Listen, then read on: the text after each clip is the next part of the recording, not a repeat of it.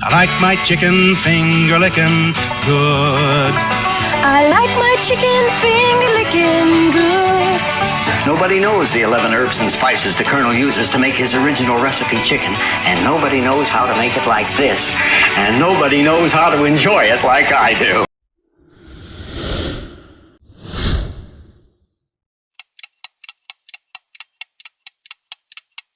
On September 9th, 1890, Harland Sanders, also known as Colonel Sanders, was born on a farm in Henryville, Indiana, where he grew up with his siblings. His father, Wilbur Sanders, was a farmer who struggled to make ends meet. Sadly, in 1895, Colonel Sanders' father died when Harland Sanders was only 6 years old, leaving his mother Margaret to care for the family.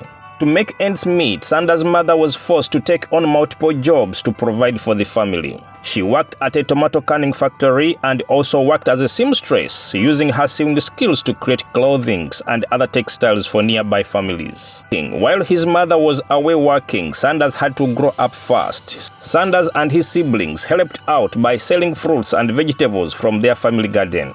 At just 7 years old, he began taking care of his siblings and cooking for the family, and at times stayed late in the night just to practice cooking. This helped him to develop his cooking skills that would eventually become the cornerstone of his success at a very early age. By the age of 10, Harland had got a job on the farm to work as a farmhand in order to support his family. But being a child, Colonel Sanders was always distracted by the animals. So instead of working, he was always playing with the animals, which led to his dismissal from the farm within the first month. This angered his mother, who later asked if Sanders would ever amount to anything good in life. She said to him, "Here you are, my eldest son. Your father is dead, and you are the only one who is close that I can look up to for help with the other children. And now you can't even hold a job for $2 a month." Ashamed of disappointing his mother, Sanders said to his mom, "I will work harder next time I get a job." 2 years later, after the death of his father, his mother got married to another man. At first, this seemed to be a good idea, but a few years later, Harland's stepfather proved to be a heavy drinker and did not like the idea of having stepchildren. He often mistreated Colonel Sanders and his siblings harshly, and at times forced him to work long hours on the farm before going to school. Sanders would wake up in the dawn to feed the animals, go to school during the day, and do odd jobs in the evening. Later, Harland's relationship with his stepfather would become strained, and since Colonel Sanders didn't like school, at the age of 12, he dropped out in the 7th grade before he could graduate. He found algebra too difficult. At the age of 13, he decided to leave his stepfather's house and went to find his way in the world. He moved to Louisville, a small town in Kentucky, where he worked as a street conductor and held other jobs before eventually pursuing his passion for cooking.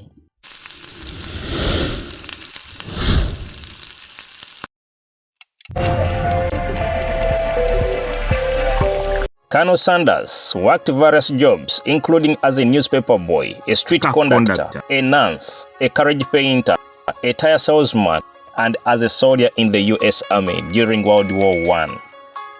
However, Colonel Sanders' life had a bumpy ride when it came to holding down a job. Sanders was fired at almost every job he got. First, he worked as a street conductor, but got into a physical altercation with a passenger, leading to his termination. Then he tried farming, but the weather and soil had other plans. Then he worked as a railroad worker, but it did not last either.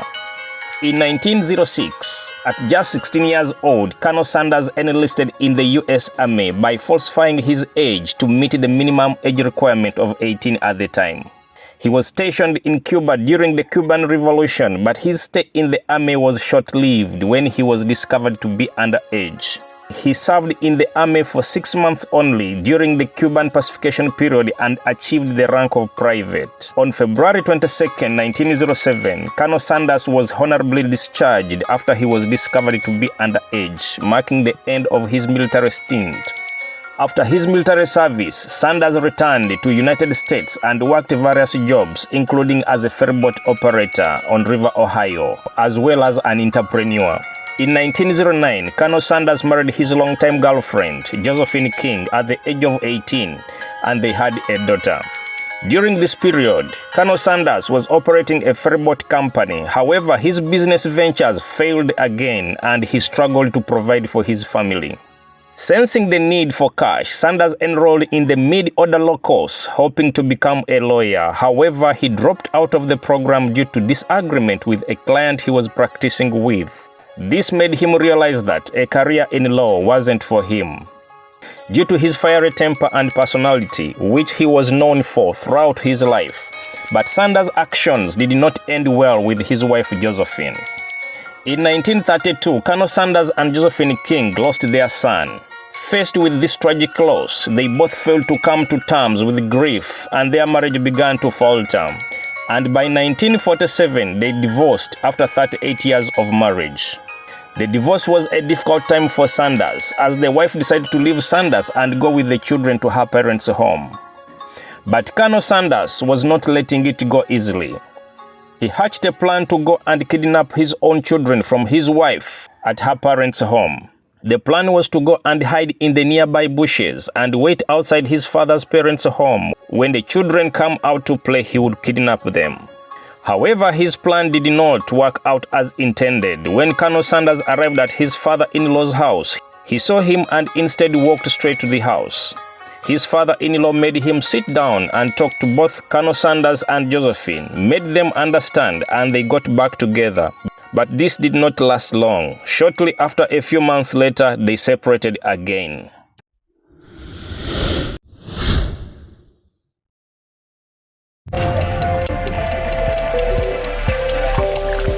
One year later, after divorcing Josephine King, Colonel Sanders started seeing Claudia Price in 1948. At the time, Claudia Price was a waitress at Sanders Court and Cafe, Colonel Sanders restaurant in Cobbin, Kentucky. Claudia Price was a younger woman from Cobbin, a nearby town, who had come to work at the restaurant to support herself and her family. Colonel Sanders was immediately drawn to her kindness, intelligence, and strong work ethics. As Claudia worked at the restaurant, she and Colonel Sanders began to develop a close relationship, bonding over their shared values and passion for food. Eventually, their friendship blossomed into a romance, and by 1949, they got married. Together, they built a family and a business empire, and their marriage lasted until Colonel Sanders' passing in 1980.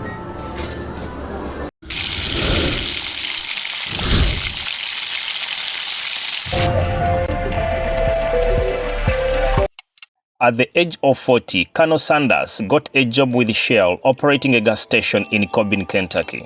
To make extra cash, Colonel Sanders put a table of 6 people in the back room and offered free meals to travelers in order to attract more customers. It was during this time that he perfected his secret recipe of 11 herbs and spices for the fried chicken, which became the signature dish of KFC. His cooking became popular and soon people were coming from all walks of life to taste his fried chicken, country ham, and steak. Colonel Sanders mainly sold steak, fried biscuit, string bean, country ham, okra, and fried chicken, which proved to be the best seller at his roadside restaurant in North Cobbin, Kentucky. Initially, fried chicken was not on the menu because it took too long to prepare. Nevertheless, he later began serving it. But his traditional chicken cooking method, which involved pan frying, took too long to cook, leading to delays and inefficiencies in serving his customers. So Colonel Sanders embarked on a journey of experimentation, seeking alternative cooking methods that could speed up the process without compromising the quality of his chicken. His quest led him to discover the technique of pressure frying that was new at the time but only used for cooking vegetables. This would later become a game changer for Colonel's business. So Sanders invested heavily in pressure fryer and began perfecting the cooking time to achieve the perfect balance of crispiness and juiciness. Through trial and error, he reduced the cooking time for his chicken from 30 minutes to just 8 to 10 minutes. Upgrading his kitchen's efficiency. This innovation had far-reaching consequences, enabling Sanders to serve his famous fried chicken to a larger audience. As the demand for his chicken increased, Colonel Sanders converted his gas station into a fully flagged restaurant that could seat 142 people. Sanders Court and Cafe Restaurant became a beloved institution in Cobbin, and his food was praised by locals and travelers alike. To help increase sales further, Sanders put ads by the road and posts in the area, which proved to be a good marketing strategy. But a competitor in the area by the names of Matt Stewart was annoyed by Sanders' aggressive advertisement, and he started painting on top of Sanders' ads. Sanders warned Stewart to stop painting on his ads, but Stewart continued painting anyway. So one day Sanders and his manager went to visit Stewart, but as soon as Stewart saw them, he shot at them, missing Sanders by an inch, and the bullet shot Sanders' manager instead, killing him instantly. In response, Colonel Sanders got his gun, shot Stewart in the shoulder, leading to police arrests. Both Sanders and Stewart were arrested. Luckily, Colonel Sanders was not imprisoned as he shot Stewart in self-defense, while Stewart was charged and imprisoned for murder. As a result, Colonel Sanders was left without a competitor, as his competitor Stewart was in jail for a very long time. Sanders' business grew and dominated the local area, and his sales skyrocketed, especially in the sales of his fried chicken. His restaurant grew, and by 1938, he had opened more restaurants across the U.S. Unfortunately, on November 22, 1939, Sanders Court and Cafe, Colonel Sanders' restaurant, caught fire. The restaurant was severely damaged, but this did not deter Colonel Sanders. He instead rebuilt and reopened it, using the opportunity to revamp and refine his business. A few years later, Colonel Sanders received a call from a real estate agent who offered him $164,000 in cash for his motel and cafe, but Colonel Sanders turned him down. Sadly, a few years later, the Great Depression hit America and World War II broke out, affecting the tourism industry that he depended on mostly. He auctioned off his business and sold it off for $75,000, less than a half of what the estate investor had offered him. After the war, Colonel Sanders continued with his business venture under the name Sanders Cafe and Restaurant. However, in 1952, the construction of Interstate 75 highway bypassed Corbin, Kentucky, diverting traffic away from Sanders' restaurant. This diversion drastically reduced customer traffic, more especially the tourists, making it impossible for Colonel Sanders to sustain his business. Faced with this insurmountable challenge, Colonel Sanders was forced to close his restaurant again at the age of 65, left with nothing but his secret recipe and the determination to succeed, and a security paycheck of $105 from the government that he depended on. This setback became a turning point. He refocused his effort on franchising his chicken business, which ultimately led to the global success of KFC. For the next few years, Sanders traveled the country, cooking his chicken for everyone who would taste it. He would visit potential restaurants and convince the owners to cook for them chicken. And if they liked it, he would stay longer to cook for customers and charge 4 cents for each chicken sold.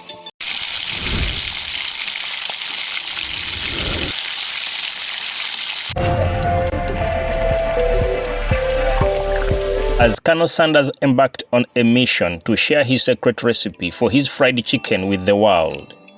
With only a suitcase containing his prized possession, a blend of 11 herbs and spices, Sanders set out to sell his fried chicken to anyone who would listen. With his signature white suit and goatee, he faced rejection after rejection.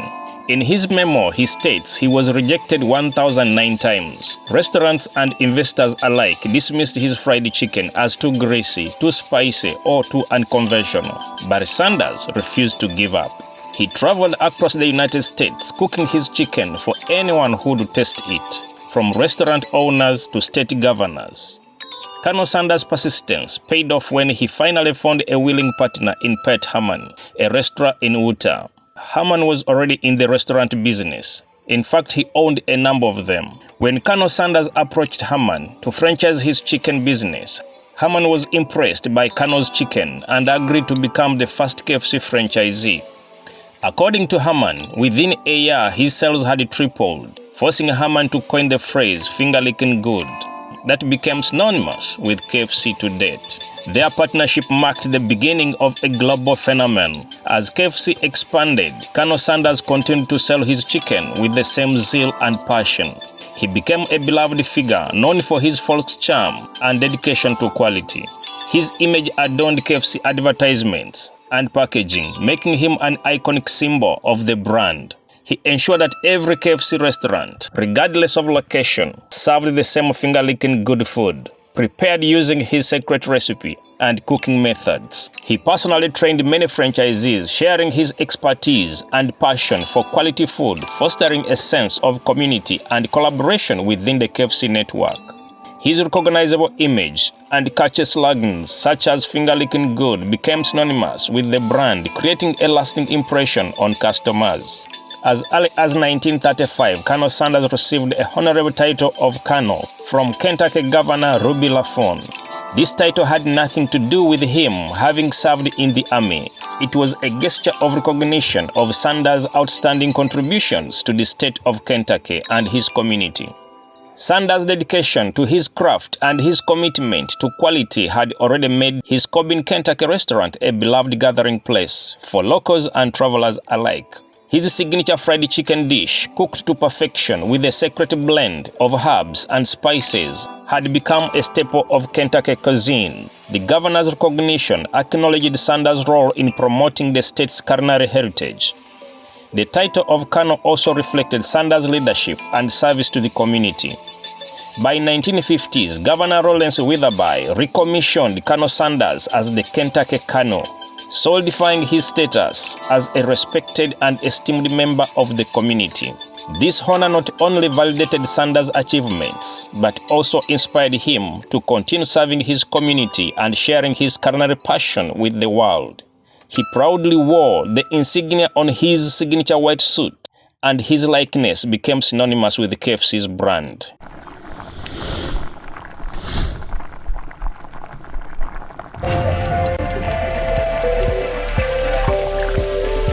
In 1964, John Brown and Jack Massey, young business entrepreneurs, approached Colonel Sanders and offered to buy KFC.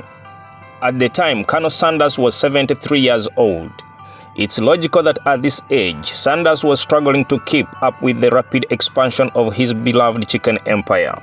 Brown and Massey, two young strategic Kentucky businessmen, saw an opportunity to take KFC to new heights. The company had grown to over 600 locations in the U.S., and the demand for managing such a large operation was taking a toll on Colonel Sanders. Brown and Massey stepped in, offering to buy the company for $2 million. At first, Colonel Sanders was hesitant, but then Brown managed to convince him, and Colonel Sanders agreed to the offer, and they had to sign a contractual agreement. Colonel Sanders was to sign a lifetime contract with Brown and Massey, ensuring his involvement with KFC for the remainder of his life. This would guarantee Sanders' income and ensure financial stability. Colonel Sanders was to become the official spokesperson and brand ambassador for KFC, appearing in advertisements, promotional materials, and public events. This would maintain Colonel Sanders' iconic status, and his continued involvement would maintain product quality, development, and marketing. KFC was to obtain the rights to use Sanders' likeness, image, and signature goatee, cementing his iconic status further. Colonel Sanders was to retain some creative control over his secret original recipe, ensuring its authenticity remained safe and the same. Colonel Sanders was to receive an annual salary of $40,000 US, approximately $400,000 in today's money. Under John Brown's leadership, KFC expanded greatly, opening so many branches, and sales grew greatly.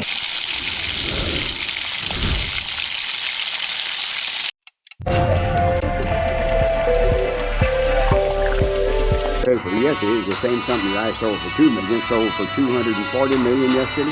You feel you got left out? I'm left out, that's right. I don't want nobody writing me for any money because I didn't get any of that. In 1971, John Brown sold KFC to Hublon, a beverage company, for a staggering $284 million. Under Hublon's ownership, KFC continued its rapid expansion, particularly in the international market. The company's global reach extended to countries like Canada, United Kingdom, Mexico, and Jamaica. However, this period saw KFC face challenges in the domestic market, with the company undergoing changes in corporate ownership that sometimes lacked experience in restaurants business. That's when everything began to change. Unlike John, who had promised not to tamper with the contractual obligations, the new owners did. For example, they changed the gravy to a cheaper version that could be easily copied by anyone. This did not end well with Colonel Sanders, as he was still visiting some of the KFC stores at the time. He was not pleased with the direction KFC was taking. Disgusted by the direction KFC was taking, he publicly criticized KFC's food quality. And at one time, he had to say, "Oh my God, that gravy is horrible. They are not supposed to be allowed to be selling it. It's pure wallpaper paste. And the chicken is nothing but a damn fried dough ball stuck on some chicken." This criticism was so harsh that one franchisee sued Sanders for libel in 1978. According to the plaintiff, Sanders' statements were defamatory and harmful to their business. However, the court ultimately ruled in favor of Colonel Sanders, dismissing the complaint, saying Sanders' statements were general criticism of the KFC brand as a whole and did not specifically target a particular franchisee. But Colonel Sanders did not stop there. He became increasingly dissatisfied with the direction of his former business. Feeling that his legacy was being compromised, Colonel Sanders decided to take action. In 1976, Colonel Sanders and his wife Claudia opened Claudia Sanders Dinner House restaurant, also known as the Colonel's Lady Dinner House, in Corbin, Kentucky. KFC saw this as a competitive threat to their business. In turn, KFC sued Colonel Sanders, meaning the new owners of KFC were suing the founder of KFC. In response, Sanders countersued Harland for the changes they had made to his original recipe and the quality of food served at KFC restaurants. He claimed the new operators were serving chicken that wasn't prepared exactly according to his original recipe. He took them to court, seeking $122 million in damages. He also claimed that the company was profiting from his fame without compensating him fairly. However, this lawsuit was eventually settled out of court, with Sanders receiving $1 million and the opportunity to give cooking lessons to Harland executives. Despite his dissatisfaction, Sanders remained a spokesperson and a symbol for KFC until his death in 1980. And his image continues to be used in their advertising and branding of KFC to date. Today, Claudia Sanders Dinner House is a hub of community and tradition. Locals and visitors alike gather for special occasions, from family reunions to wedding receptions. The restaurant's walls are adorned with vintage photographs telling the story of Sanders' family's remarkable legacy.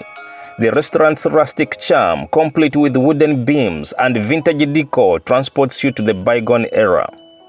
The menu with dishes that have been perfected over generations, from classic fried chicken and country fried steak to creamy vegetable soup and homemade pies. Today, KFC is in over 30,000 locations in more than 150 countries. From humble beginnings in Corbin, Kentucky to global domination, KFC's expansion has proved the power of innovation, adaptation, and finger-licking good food. The brand's adaptability and willingness to cater to local tastes has facilitated its rapid growth. In Japan, KFC introduced the Christmas Party Barrel in 1974, which has become a cultural phenomenon. In China, KFC adapted to local preferences with rice-based meals and localized marketing. The 1990s saw KFC's aggressive expansion into emerging markets, including India in 1995, Africa in 1995, and the Middle East in 1997. To cater to diverse consumer preferences, KFC introduced vegetarian options in India and halal meat in Muslim-majority countries. KFC's success can be attributed to its ability to adapt to changing market trends and consumer preferences, while remaining true to the Colonel Sanders' original recipe and vision. If you are interested in seeing more entrepreneurial success stories like this, please be sure to check out my next video. I will be diving into the incredible tale of how Coca-Cola built a staggering $5 billion empire by simply selling sugar water. You won't want to miss. Subscribe to the channel for more captivating stories of visionaries, innovators, and game changers. who shaped the business world. Hit that notification bell to stay updated on our latest videos. Join the conversation and let us know in the comment section what favorite entrepreneur success story should we cover next. Like, comment and share this video with fellow entrepreneur and business fans. Discover the secrets behind the world's most successful brands and businesses. Get ready to uncover the sweet secrets